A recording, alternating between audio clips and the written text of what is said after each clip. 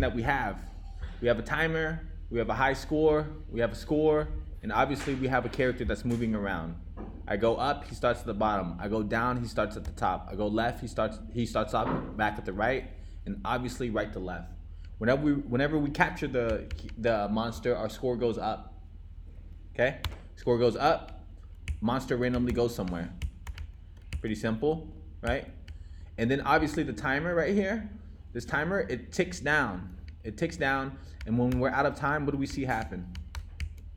We got 7, 6, 5, 4, 3, 2, game over. I can't press anything anymore, guys. Also, notice that the high score 20 right here. Notice that, right? I refresh the page, it's still there. So how can we persist the state of the application across multiple sessions? Now we're gonna start, obviously, using more advanced stuff. Every single day we're gonna use something more advanced, okay? All right. Yeah, I'll show you in just a second. Okay, so this isn't too complicated. We're simply going to delete what we have. It can be done. First off, let me close my. You know, I'm not gonna delete this because I don't want to make a mistake, and I want to have it for referencing. Okay? Is that okay, guys? All right. So we're just gonna rename it. Okay? I'm gonna get another pro tip. MV Monster Catch.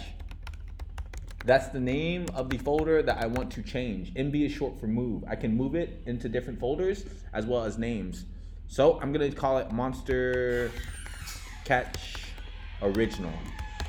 Okay? Now if I look at ls.al, what do I see? Monster Catch Original. So we're gonna go to GitHub.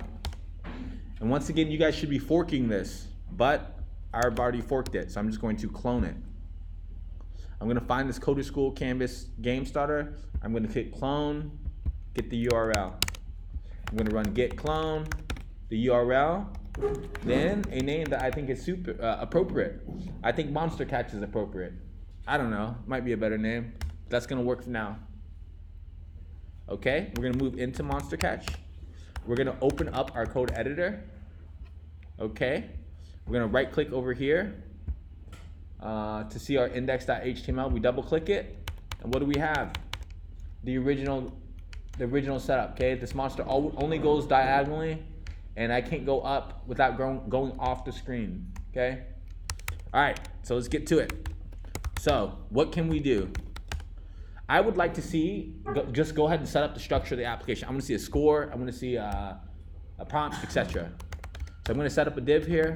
This div is going to have 2 other divs, 3 other divs. What's this gonna have, guys?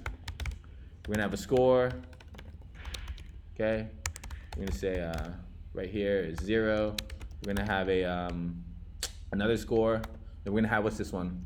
I forgot what I had. I had score, a timer, okay? We're gonna start off with 20 seconds. And then we're gonna have high scores.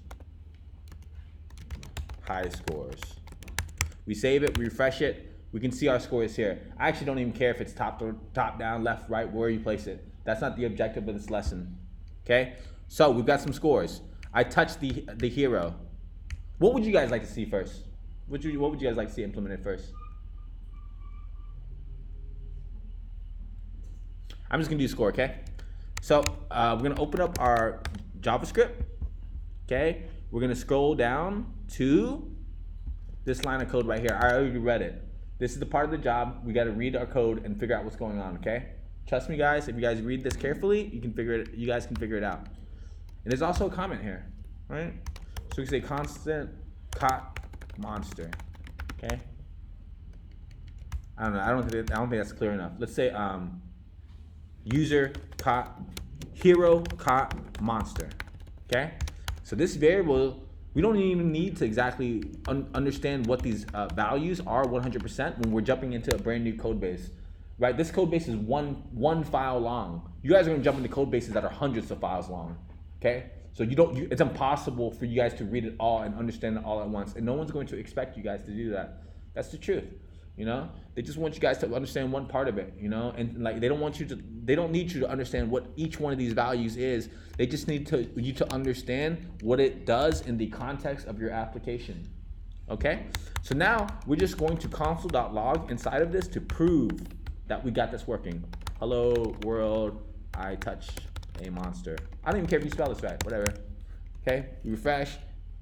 We look at our console. We move our hero around. And we can see that whenever we touch the hero or the monster, we get this console log. So we want this score to get kicked up one, right? So what can we do? Well, as developers, we know that we can define variables. And variables will contain data. And this data will contain representations of state. So the first time the application loads, the representation is how many times has the user caught the monster? 0 times. So we're going to initialize this state score as 0. Okay? Next, we're going to scroll down to this one place we were just looking at, where the hero caught the monster. We're going to say, okay, if that's true, we can just kick up the score by 1. Then what can we do? We can use our knowledge of JavaScript and the document object model to update the document. So I'm just going to call it score. And we're going to say the inner HTML is equal to score. If I do this now, will it work? You don't have any. Yes, we do not have anything with the ID of score. So we're going to go ahead and place that right here underneath the score on our left. Right? So now if I save it, I refresh, I touch the monster, the score goes up. Nice. Okay, so now we need to figure out how to get the monster to randomly place on the canvas, okay? So now we're also just going to, we can write it here, okay? But I don't want you guys to do that long term. The best way to write code is to write a bunch of little functions. There's no better way. That's the best way, always the best way, is make a big function, a little function. So we're gonna say, randomly place random monster, okay, yeah. Right there. We're gonna call a function. Okay? What's this going to do? We're just gonna say randomly place. Okay? Randomly place right here. It's gonna be a function. We're gonna do this twice. Why? Why do we need to do this twice, guys? Yes. So now we're going to, what do we need to do with this function? We need to define it. So I'm going to scroll above. Typically, where you find a function, right? So right here we have a function randomly placed, right? So we want to define this directly above the function that you're calling it in. That's the pattern that you normally go. So we're going to write a new function randomly place. And what's this going to do? It's going to randomly select a number. Okay? So we're going to say randomly select number between 1 and n. Okay? We're going to look at Google. We're going to see some examples. We don't even need to read it too thoroughly, okay? We just got to, oops, I forgot to type in JS at the beginning. So JS randomly select number between 1 and n. Okay, we're going to look at some examples. Check, check, check. Okay, this looks good. So we're going to run it. It seems okay. It seems okay. This one seems interesting. Could we delete that? Yeah, it seems like we could delete that. All right. So now we can just copy this utility function here and return it from that function, right? Except, do we want it to be x? We want it to be 6? We want it to be a number, okay? Based on it's another number. We want this to behave differently depending on an argument. So I'm going to now Control D. I have a problem here. Right here, I'll leave that away, okay? I'm going to call it, and what's the maximum that the x can be for the monster? 5, 12. It can be at most the canvas's width. If the width, if the left side of the canvas is 0 and the right side is 512, right? And we put it on 700, we're not going to see it. So the maximum width is 512. And to be safe, because we know that we ran into this edge case earlier, we're just going to put in 502. Okay? So I do 512 again. I see that the height is 480. So you subtract 10 from that. And we can see we have 470. So Oh, now, lastly, we need to delete these ones right here because this would simply overwrite what we had, right? So we're gonna go ahead and move this down, right here. Okay, we save it, and I suspect now, my hypothesis is that if we get closer to the, did I delete it? My hypothesis, I don't know which one this is, guys, sorry, 1 second. Got too many editors open. I'll right click over here, update open index.html. Now my hypothesis is if I move, it's gonna go randomly. Does that seem to be working, guys? Nice. That's weird. He seems to only be going left and right.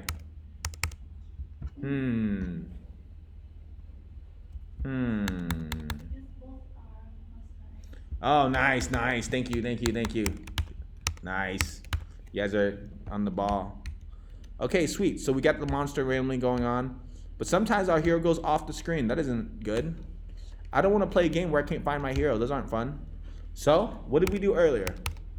We can simply look for... we can simply look at the hero's X value. Remember? So we do if hero. So this is just prove it. Sometimes I jump too many steps. I'm sorry. Okay. So let's look at our hero X. Okay. And remember, we're building a game and it's using a rendering engine. Okay. So the game is constantly like rendering. It's constantly looking at the values of the game and deciding where it should place everything. Right. So if we put our hero left off screen, we have a negative number. If we put it to the right off screen, it's a number a little bit bigger than 512. So these are the values that we're interested in. So now we're just going to run a conditional.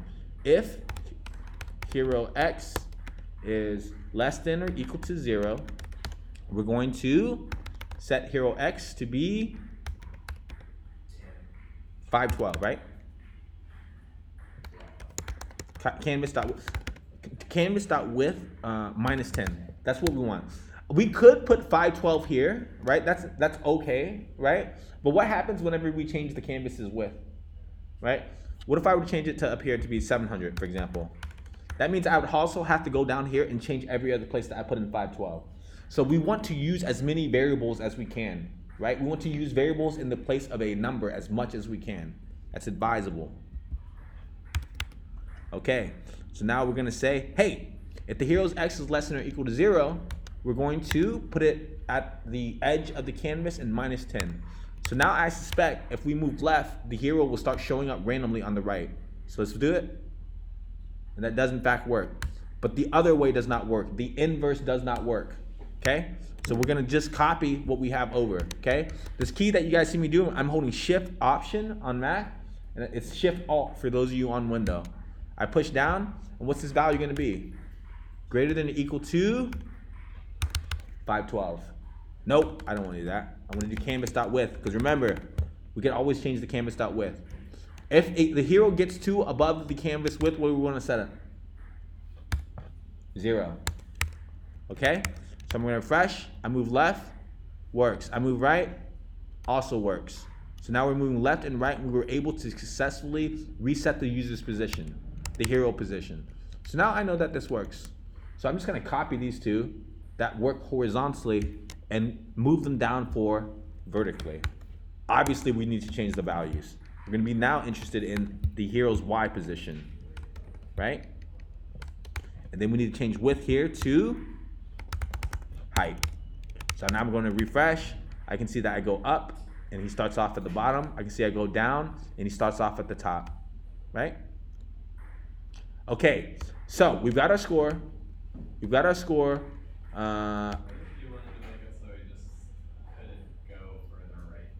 So if we want to, so for example, let's just say right. If it's greater than or equal to canvas.width, we can just do canvas.width here. So we save, refresh. Oops, did I not say this? Canvas.width. It's greater than minus 10. Okay, save it, refresh. Right there. He's just stuck there now. So I think, so I think this is a little bit higher. So we'll save it to 20. You can't get off the screen anymore, okay? Okay, so we got this working for vertically, horizontally. What else do we need to do? Obviously the score works. Okay, so now let's work on this timer right here, okay? Let's work on this timer. How could we do that? Well, there's this function, a utility function that comes with JavaScript for free. It's called setInterval. Okay? SetInterval is one of those functions that we need to memorize. There's no other solution. Okay? So how does setInterval work? SetInterval, right here, there's a description. You guys can read documentation. It is a function. It takes two arguments. The first argument is a what? Fung, what is that? What's the first argument right here? It's a function, guys. Remember, it's the parentheses, the fat arrow, and the body of the function. That's a function. The second argument is a time in milliseconds. How often do we want this function to fire? Okay? So I'm going to put 1,000. 1,000 is indicative of 1 second. So what is this going to do? Okay? I'm just going to have this function console.log my interval. Okay? We save it. We refresh. 1, 2, 3, 4, 5, 6, 7. So what does setInterval do? Its first argument is a function. Okay? It does whatever we want it to do. The second argument is how long we want to fire that function. How often do we want to fire that function? Okay? So, what do we want to do here? What were we just working on, guys? The timer. Okay? So what we want to do is document.getElementById. Which element we want, guys? The timer. We want to set its inner HTML to our seconds per round minus the elapsed time. So we'll do seconds per round minus elapsed time. Save. I think this will work. I refresh. Why doesn't this work, guys?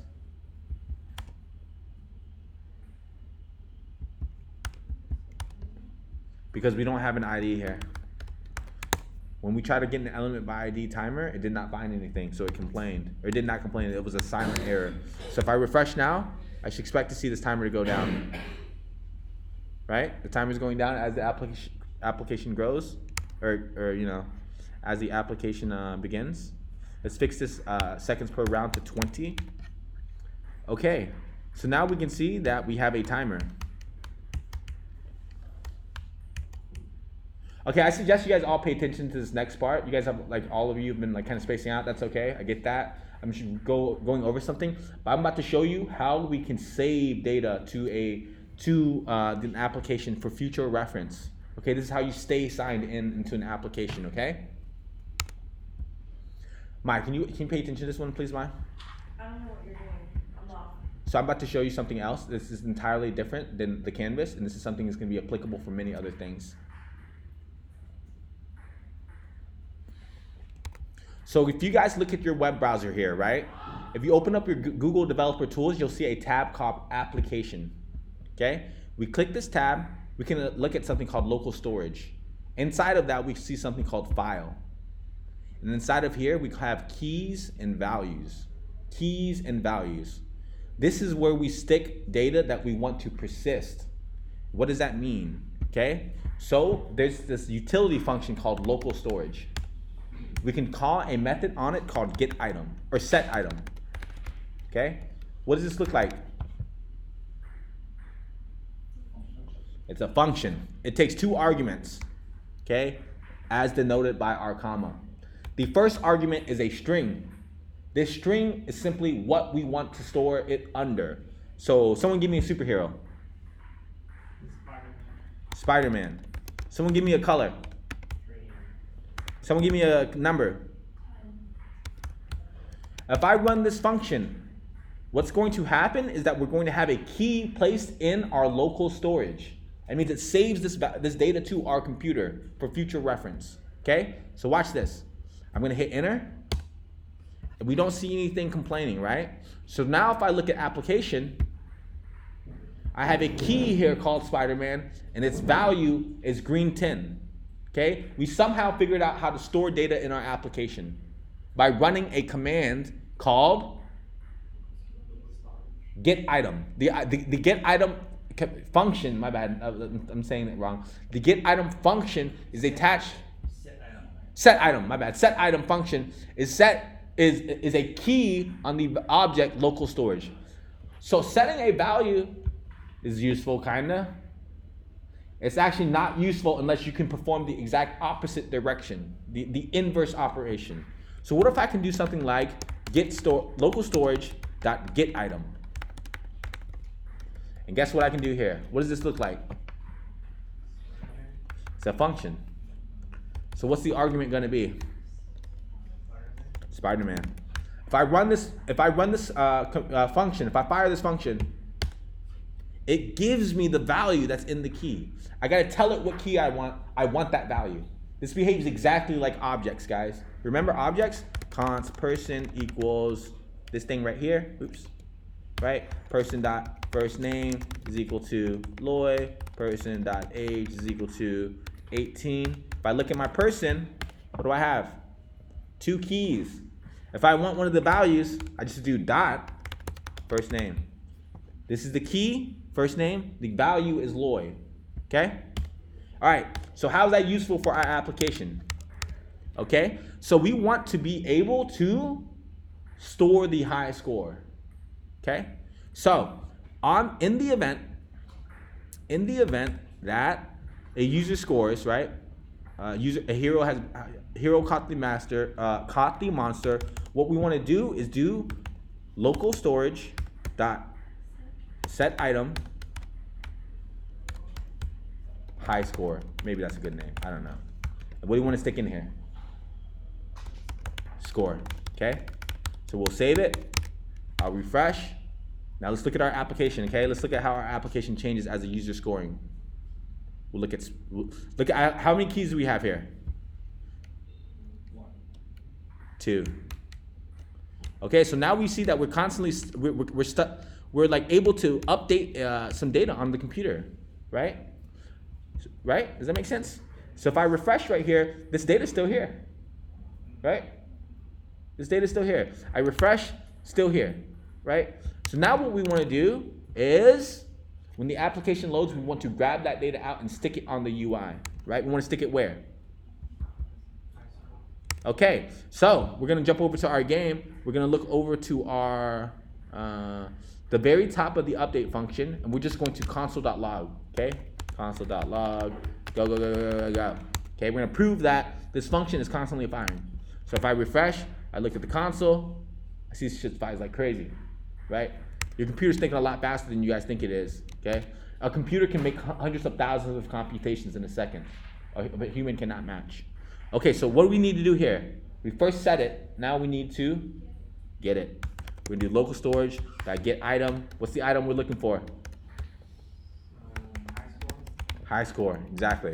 We're gonna set that to a variable. I typically call mine go. Before I do anything else, I'm just gonna call it go to make it short and just to prove that we can in fact get it. So we're gonna say orange gorilla, okay? And then we're going to look at the value of go. So we're gonna refresh, and we can see that it's null. Looks like. So let's see, we made a mistake. That's okay. What's it called? High score. No hyphen. That's right. So we'll go back up to the top. We'll fix our error. Thank God on line 106 we tested instead of moving forward. We save, we refresh, and we see our high score right here. Okay? All right, so once we get that value, what do we want to do now, guys? We're going to document get element by ID. What item are we looking for over here, guys? Okay, we're going to give it one. We're going to set its inner HTML to that, okay? And then so we're going to copy this high score here. We're going to attach it to the ID of the place we want to stick our score. We save it, we refresh, and we see the high score is 6. Nice. Okay, let's think about our bug here, okay? We're gonna have a bug. Can anyone help me think about what bug this is gonna be? The bug is as soon as I score and I get 1 point, I'm going to replace the high score. Watch this. So the score here is 6, right? I go up. Ah, it's 1. Fuck. Our application needs to be smarter. Okay? So what else can we do, guys? So let's think about this. When we set our high score, where is it at? Local storage set item. We need to do something before this actually. Before we set the score, we need to do what, guys? Come on, help me out here. Zero. Defend function, so it only resets it if it's higher than. Yes, that's right, but you skipped a step, and I didn't hear what you said, Kung. The first thing we need to do is get what the value is. What is the current high score? I don't know. Right? So we need to do local storage dot get item high score. Okay? We're gonna console log that into Go just to prove that this works. We're gonna say red pineapple. Okay? We're gonna look at Go. We're gonna save. We're gonna look at our console. We're gonna score. Okay, so we successfully got this value, right? We successfully got this red pineapple value. So now the next step is what?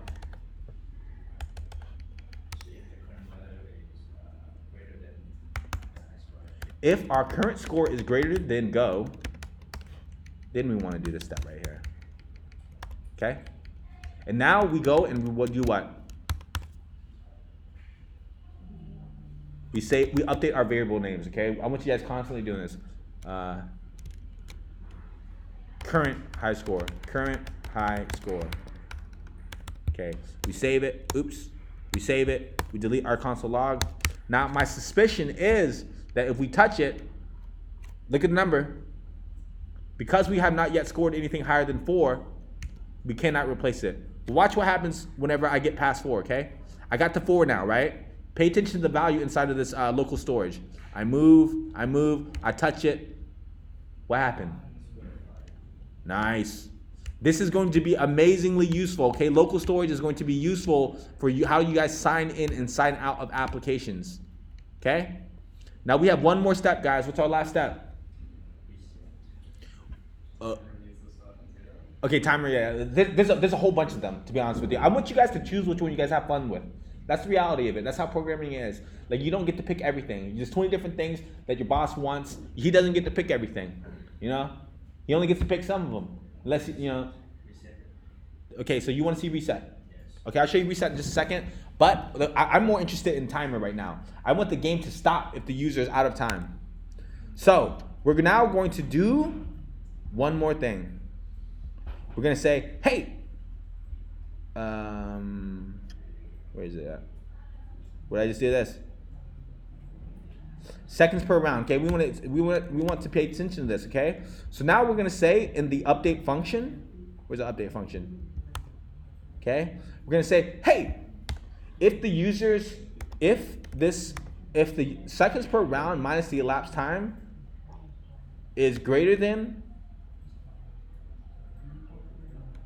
is less than or equal to 0, we're just going to console.log test elapsed. When we're writing code, this is something I want you guys to do. How long right now do we have per round? Yeah, it's too long. I don't want to do that. I don't want to wait that long. We're writing code. We got other shit to do. I'm going to change it to 3. Fuck it. It's okay. This is our app. So I suspect that after 3 seconds, I should not be able to move anymore. Okay, I did something wrong. So now we're going to... Oh, I forgot to return right here. Okay? This is basically a return keyword puts a value back into the place the function was called, and in conjunction, maybe the more important thing is it exits the function.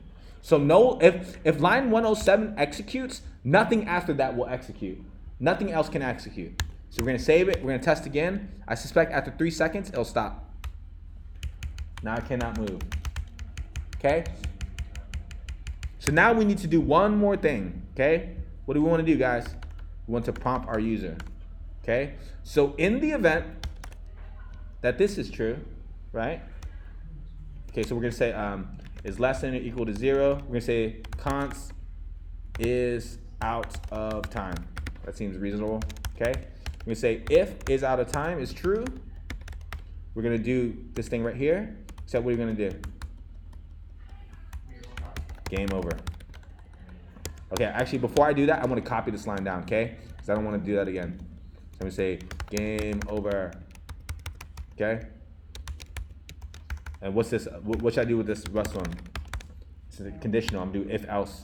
Very simple. So I'm gonna save. I'm gonna refresh. I suspect after three seconds, I should see game over. Game over right here. Okay. Okay. So now that that's done, we're gonna jump back to our timer. We're gonna set it back to 20.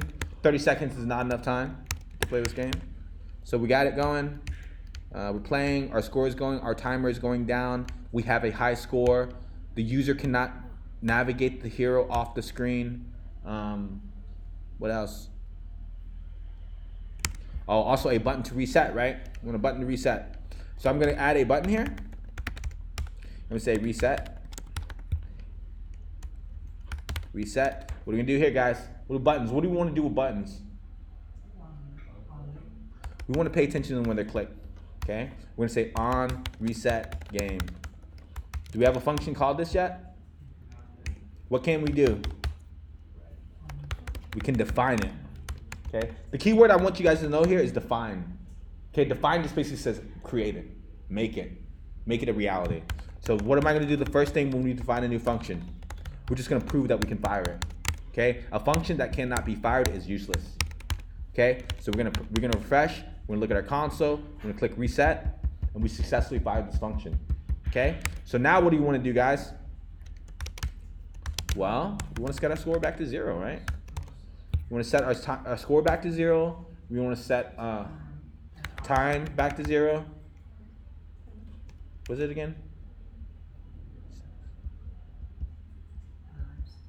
Let's just And we're gonna get this score. elapsed time back to 0. Right there. And we're gonna get the score. You see, What score are you talking about? What score are you talking about? right? Because when you reset it, you have to get the score to see to compare with the current high score. Well, so but because of the way we've already built it, so just know that when our game is constantly rendering, it solves many problems for us, certain problems, and as a matter of fact, in one more week, when we start learning React, we're going to apply this concept much more thoroughly. Okay, so let's just see whether or not we get the expected behavior. Okay, I'm touching, I'm scoring. Maybe I should have put this at 10 seconds. I don't know. 20 seconds seems quite long. Okay, we're 10 seconds through, halfway through. Okay, so now let's just go ahead and reset. I expect score to go down to 0, timer to go back to 20, high score to stay the same. I hit reset. Oops.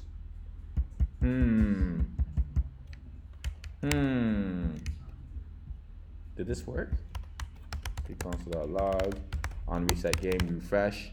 I touch it, I click it.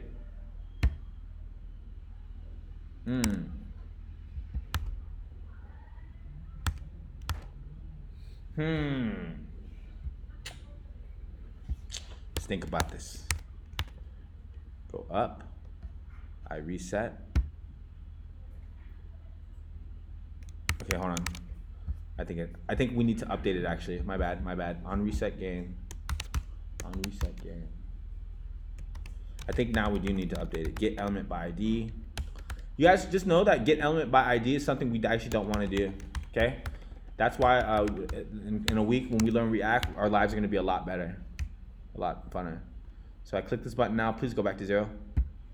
Okay, it does go back to 0. And the timer.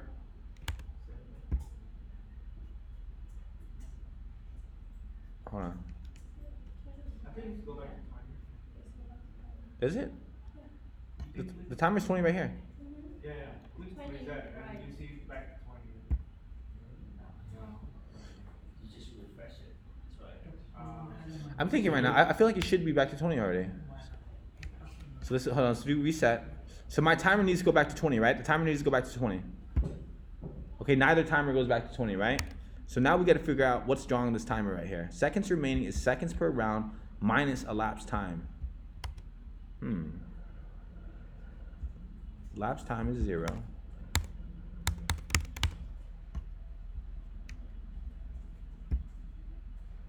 Interesting. Oh, my bad. I remember why this is going on. It's because of this set interval right here. Actually, we don't need that.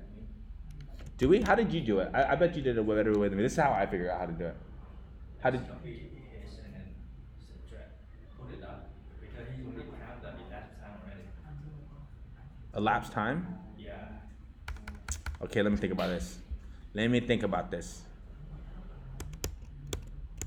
Okay, we're gonna copy this bad boy right here. Okay, yep. What do you want me to paste this? I want to paste it somewhere. I feel like I need to paste it somewhere. I'm gonna paste it down here, okay? Let's just see what happens. So we're gonna refresh. Our timer goes. I reset. No, it doesn't work.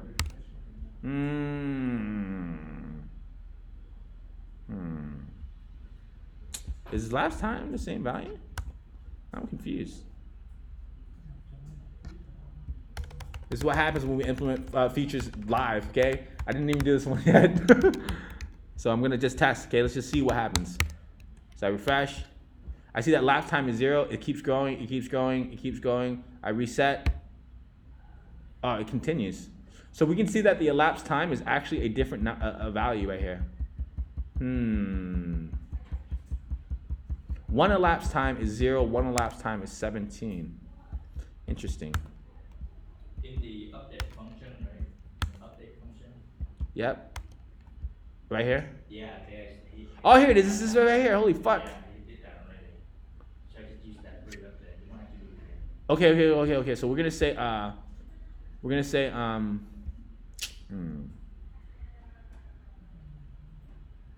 I need to update this elapsed time. Fuck. Let's see what happens when I comment this, okay? Writing code is a lot of guesswork, guys. That's the truth. Okay, now we need to do the set interval. Where'd that set interval go? I fucked something up. We're just gonna copy this line right here. We're gonna paste it set interval, right? Good thing we know what this does, okay? It takes a function as its first argument, right? Its second argument is the time, how often we want it to fire, right? So that's firing.